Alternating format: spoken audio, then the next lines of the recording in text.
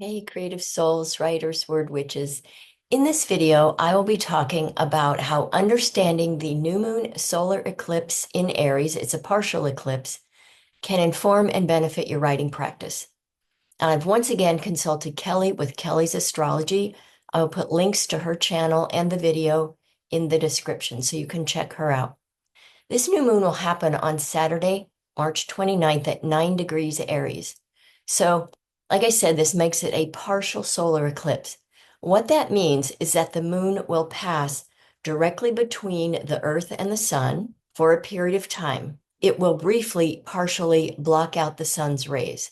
When we think about this symbolically, this could mean that there's some darker energy, and I don't mean necessarily evil, maybe just gloomy or heavy, that could interfere with any kind of hopeful thoughts or plans. Or maybe it applies to a storyline that you're working on, one you've been thinking about, and maybe you will start to work on a story about a heavier topic, or finally let yourself write the one that you've been afraid to write. I made a video quite a while back now about shame that writers sometimes experience when they think about writing about certain topics. So you might want to check that out. Because the new moon is in Aries, as Kelly says, it will create a wish for something more. Because Aries is a cardinal fire sign. So it's all about initiation and beginnings and forward motion. So I'm wondering, are you wishing for more in your writing life or of yourself as a writer? Maybe things feel a bit stale. Maybe you've been questioning why you're doing certain things in your writing life. And this can also mean having to deal with inconsistent energy, both within yourself and around you. And maybe your practice has felt inconsistent.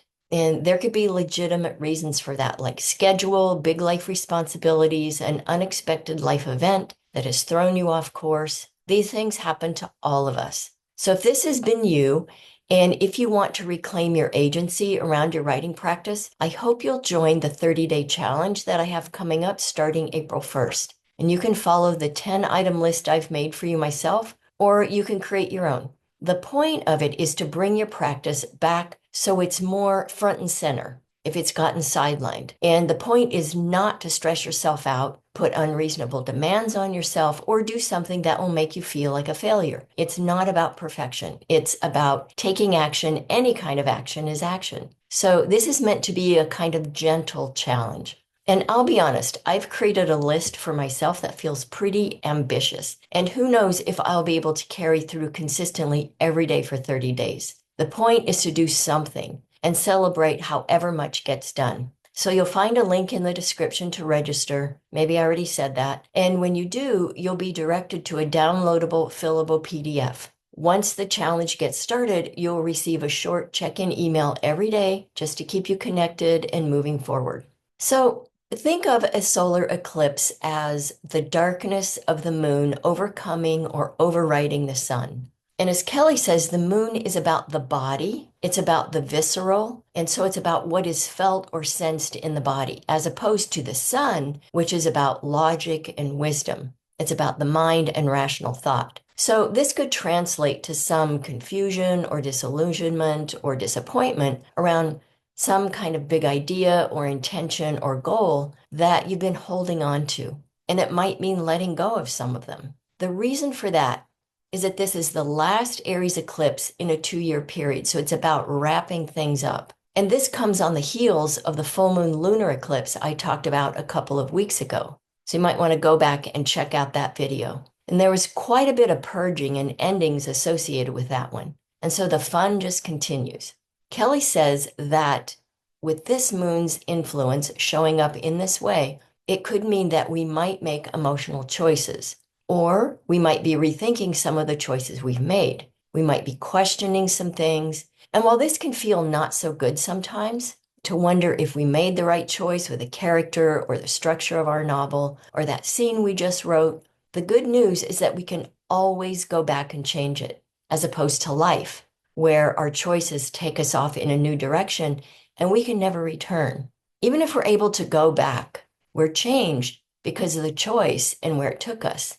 And this is one thing I love about writing. There's always the possibility for do-over.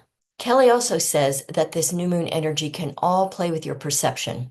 And I think in that last full moon video, I talked about illusion. So keep in mind that things may not be what they seem. And I don't mean to say that people are tricking you or keeping things from you. I'm talking about this all in a more big picture way, about life taking a bigger and slower turn to new ways of being and doing things. So slowly, in fact, that we might sense a change, but we can't see completely around the corner to know what's next. Maybe you've been looking for an agent and you're considering publishing independently now. I recently made this decision and I'll be making some videos about that process as I go through it. Or vice versa, maybe you've been taking matters into your own hands and are now thinking of putting it in someone else's due to the cost involved with independent publishing or the energy and focus that that takes. And maybe you've been thinking of making a move from one type of writing to focus on another.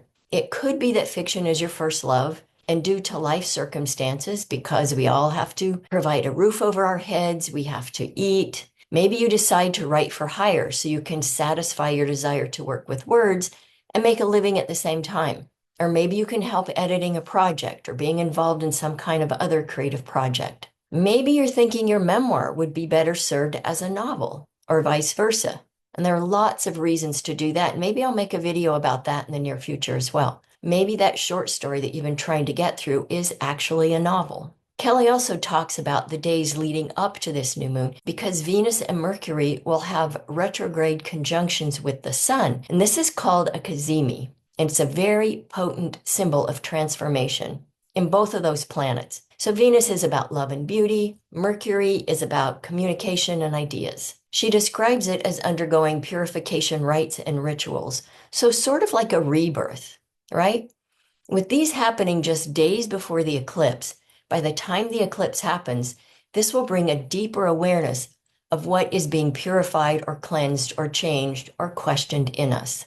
As a reminder, March was about realizing reversals and course corrections, and now we're being put through a kind of ringer, which is creating this wobbly, uncertain feeling. And I sure can attest to this. Just when I had a new clear plan, now I'm not sure which end is up because some things out of my control changed. And I find myself wondering if it all means just to let go of some of my big plans and intentions, or if this is a test of some sort. So if you're feeling this way, I hope you'll do what I'm doing. I am showing myself tons and tons of grace. Please do that for yourself. And I mean, really, really show yourself some grace. Take deep breaths every time you think about breathing. And if you don't think about your breath often, start to do that. Get more aware of your breath. It's an amazing, centering, easy, quick little action that we can take throughout the day. Move more slowly in the world and just let this quiet calm surround you. Even though life might feel like, what the F is going on? What am I supposed to be doing? You can create this quiet, calm little bubble around yourself and within yourself. Now, because Aries is in this kind of push-pull place right now, I'll say more about that in a bit.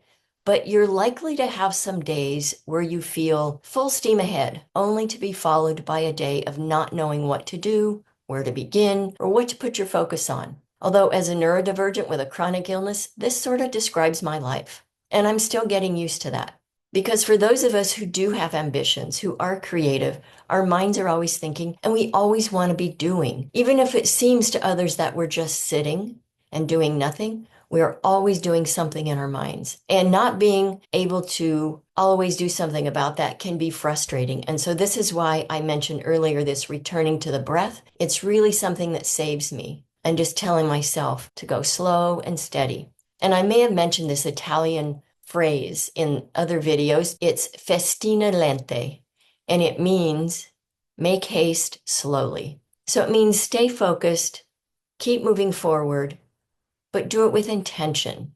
Do it calmly and quietly. And that really kind of encapsulates this movement that I want to create around stories and healing. Because those of us who write, we are quiet. But it doesn't mean we don't have some potent power. In fact, I think we might have more than all the loud talkers and all the obvious movers and shakers. Because nobody's looking, nobody's paying attention to what we're doing because they think we're not doing much. But if we can start to create this quiet rumble, by staying true to our writing practices and using our words to create stories and then put them out into the world and create that ripple effect, we can do so, so much, right? That's why I'm here doing this. And I assume that's why you're here following me. And so thank you, thank you. We are already doing it. So I want to return to the fact that this Aries eclipse is the last one in a series that started back in April of 2023, and it's near the North Node. So the North Node is about what we're called to do in this life. It's kind of about our growth in terms of a spirit or a soul. It's what we're pulled towards and what or who we'll become. And you can think of this as a big overarching lessons we learn during our lifetime in the material realm. It's about what we contribute to the world, what we leave behind. And this all feels really big, doesn't it? It does to me. So how to make sense of all this as it relates to writing? Well, to start with, if this is about those big lessons and big becomings, and we find ourselves in this odd push-pull place that can feel confusing and confused, we might be left with feelings of questioning our paths in life. And this could be about career paths. It could be about relationship paths, all of those big themes from life that can ultimately define our identities. And I want to digress for a minute and talk about the North Node and the Midheaven. I used to think that they were the same thing and that the North Node was always at the top of the chart because North, right? With the Midheaven, which is usually in the 10th house and can sometimes be in the 9th or the 11th, depending on your chart configuration, but it's always at the top portion of the chart. This is the midheaven. So I have Cancer and Mercury in my midheaven. And Mercury is about, like I said, communication and ideas. So it makes sense that I'm a writer. And because it's in nurturing Cancer, it makes sense that I approach writing as an act of self-love and that I teach from a place of compassion. And I do it kind of with a spiritual mindset. I've heard the midheaven described as the growth that you acquire and your presence in the world, what you're known for and how well you're known for it. And like I said earlier, then the North Node is different for everyone in terms of its placement, which is determined by when and where you were born. I mean, it all is, right? But the houses and the location of the midheaven, those are set. So I've heard it said, like I said earlier, that the North Node is about your spiritual growth, your growth as a soul. Mine, for example, is in Libra, just a couple of degrees from my ascendant. So that speaks to a fair amount of balance and equilibrium, which I'm totally grateful for. Because I always feel, even if I'm in the eye of a tornado, I feel like I'm going to be all right. You all can do whatever you want.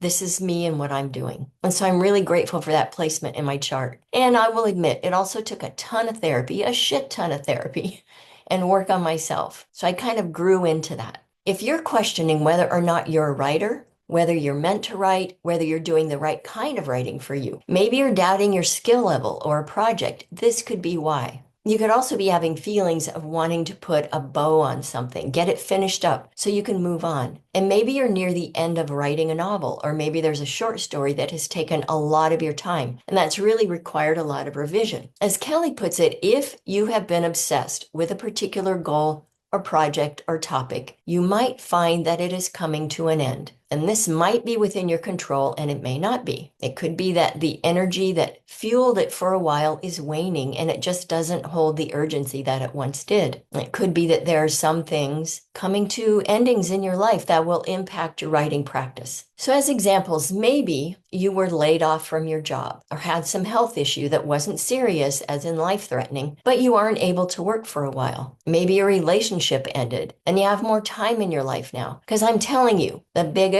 obstacle to a writing practice, other humans. It's true. I'm sure this is not news to anyone watching this, but in life, when something goes away, it always makes room for something or leads to something else. And I feel digressive today, so I want to give an example of this. I want to tell you a story. So I mentioned a while back that I had a 2-week period of taking my kitty Iris to the emergency room twice, which ultimately on the last visit led to her having 2 surgeries. It was an emergency surgery, or both of them were, and it was all very scary and time consuming and expensive. Good God, was it expensive. Her surgery, like I said, being an emergency, I had no choice but to just rush her there and do it. And I had a doctor's appointment for myself that day. So of course I had to cancel it. Well, this led led me to needing to reschedule with a nurse practitioner in the same office. And during my visit with her, I mentioned some things that I had been trying to get answers for, I'm not kidding, years with many, many doctors. And she couldn't help me, but she said, oh, there's another doctor in this clinic who specializes in an area that can help you with this. And I just saw that other doctor yesterday, and her response was, of course, there are things we can do about that. After years. And so now I have this whole new plan in place, and I'm feeling really hopeful. And as I always say, all of this has to do with my health. And getting some of these other things taken care of will absolutely direct my writing practice. So the point of all this is that when something shifts or something goes away, whether it feels permanent, whether it's just for a day, whether it's for 2 weeks, it leaves behind a kind of spaciousness that I also talked about in my last full moon video. And this is how Kelly framed that, and I love it. I will forever think about the spaciousness that's left behind when something leaves my life that allows for something new and different, no matter how painful the loss is. And this isn't to say to just be like, oh, okay, now there's room for something new, because sometimes we do have to grieve. If it's a serious loss and a giant gaping spaciousness is left behind, that takes time. So as always, with all this in mind, check to see where Aries is in your chart. And I've mentioned in other videos, mine is in Mars in my 7th house, which is about relationships and partnerships. And at first, I couldn't imagine how this could relate to me because I stay away from people in general as much as I can. But with this instance, with Iris, there was a period where I thought she might not be here anymore. And even the vet did. And even that momentary spaciousness in my mind and in my heart until we knew what was going on, when I didn't know, it reconfigured some things in my mind. And true, I lost days of writing during that 2-week period. And in the end, some of our day-to-day status quo routines had to change, which is opening other doors for me. And this is in terms of the way I need to and can care for her. There are things that were limiting in the past that are not going to be so limiting now because of what came out of her surgeries. So as far as relationships go, I consider the relationship with Iris. It's different since all that. It's better and even calmer. And as a byproduct, I have this new partnership with a new healthcare provider, all of which directly impacts my writing life and my writing practice. So I find myself contemplating a lot lately, and I sense that something new is coming for myself as an individual and for all of us as a collective. And I even had a couple of big things come to an end in my life. One was of my choosing and one was not. But Kelly describes this as being in a contemplation window right now. So I want to ask, what are you contemplating? And this could be about completing writing projects. It could also be about contemplating other aspects of life to allow more time to write. It could mean setting boundaries with people in your life so that you can have time you need to write. And by the way, side note, if you live with other people and you're responsible for a big portion of household chores, especially if you have a day job or are at home raising kids, nope, nope, and nope. You do not need to sacrifice your writing. You are not on this earth to completely serve other people. Sure, in part, we are here to serve others, but we cannot do that if we neglect and deny ourselves and our own needs. And as I've said many times, writing is not a luxury. If you're called to do it, it's essential for your health on all levels and your happiness as a soul. Fact. So again, that 30-day challenge I mentioned earlier, it's the perfect time to establish new habits. Okay, so back to all of this Aries energy, even the stuck and uncomfortable Aries energy. Find Aries in your chart and see where you might need to apply this. Kind of thinking about embracing the stuckness, breathing, creating a bubble of calm around you, and just being okay. Like if you do tarot, the Hanged Man, upside down, things kind of being restructured, not knowing, use the hangman energy right now. Just let yourself hang, okay? Kelly says that this energy is about having less extreme plans now and starting to move into a new way of being after this 2-year Aries eclipse cycle that's ending. So yes, that slow, calm approach I mentioned earlier, and know this, it will be another 18 years before this kind of Aries eclipse energy. The good thing about this is that we can slow down and start moving toward more moderation and balance. And I have to admit that personally, this makes me a little sad to think of letting go or giving up of some of my big wild dreams and plans, and maybe the dreams themselves coming to a kind of culmination without ever being realized. Because honestly, they are what keep me going. But I've also recently been wishing I could find a way to live a more quiet life, one without so many moving parts, or I could be caught in this contemplation window that Kelly is talking about. I don't know yet. I'd love to know about any big ideas or plans that you've had that now might feel like they're on their way out or that they're waning. And again, these could be big writing ideas, or they could be other big ideas that could impact your writing life. Or you could just be caught in this contemplation window right now. And one I'm thinking of personally is my moving to Italy. This most definitely is on a big hold right now. And I'm not willing to believe that it's totally going away. I'm just not. So this all feels very bittersweet to me. But I think of it this way. When we speak about and share transitions like this with others, when we admit to not feeling certain, the weight of the disappointment dissipates. And we don't need somebody else coming in and helping us sort it out. We all, I know, can sort things out for ourselves on our own timelines. And so again, be kind to yourself. Show yourself grace. You deserve it. And when thinking about all of this, we also want to consider the ruler of the eclipse, which is Mars, because it rules Aries and the eclipse is in Aries. Okay, so Mars has been retrograde, recently went direct February 23rd, and is coming to the end of an extended period in Cancer. Thank goodness. Get the fuck out of my sign, Mars. I love my Mars energy in my 7th house, but I don't like it in my sign. It does not feel good to me. And I'm sorry, Leo's, you're next. Although it might feel different to you because you're a fire sign. So this could be really good for you. There's always a reestablishing period after a retrograde, and that's what we've been doing in March, wrapping up whatever uncomfortable or frustrating energies or situations this slow down Mars in watery Cancer made us deal with and face or learn to live with, if only for a time. And these themes will be informed by these feelings of wanting to wrap things up. Like, all right, already, let's get on with it. And let's not forget that we're also in the middle of a Mercury retrograde. So again, check my last full moon video to learn more about that. So what do you have going on in your writing life, in your projects that you're wanting to wrap up? Have you edited and revised that short story enough already? Is it time to send it out into the world? Because I'm telling you, I'm a person who could edit forever. And I always used to tell my students when I taught college, and they were sweating a due date, I would sometimes tell them and they would be shocked, but I would say to them, sometimes done is good enough. And I sincerely believe that. And I'm not saying we don't try to do our best work, but good God, we have to move on. There are other things to do. We have other projects to write, other parts of our lives to live. We cannot get so caught up in one project that we make ourselves sick. We just should not do that. Writing should bring goodness to us, not strife and grief, not wringing our hands and biting our nails and white knuckling it, right? Calm and steady, festina lente. Keep in mind, as Kelly says, that Mars in Cancer, which is, like I said, what we've been living under since January 6th, will continue through April 17th, is protective and fluctuating. Because Mars is in Cancer and Mars is ruling this full moon eclipse, tender emotions and things that concern us can be front and center, which is part of and can contribute to these feelings of uncertainty and not knowing what we want. If this energy has wormed its way into your writing practice, try this. Start something new, even if it's a short story, a poem, or an essay of some kind. And this will give that Aries impulse to take action and move and do something. It will give that something to do. It will give it something new to play with while you gain this clarity about anything else that's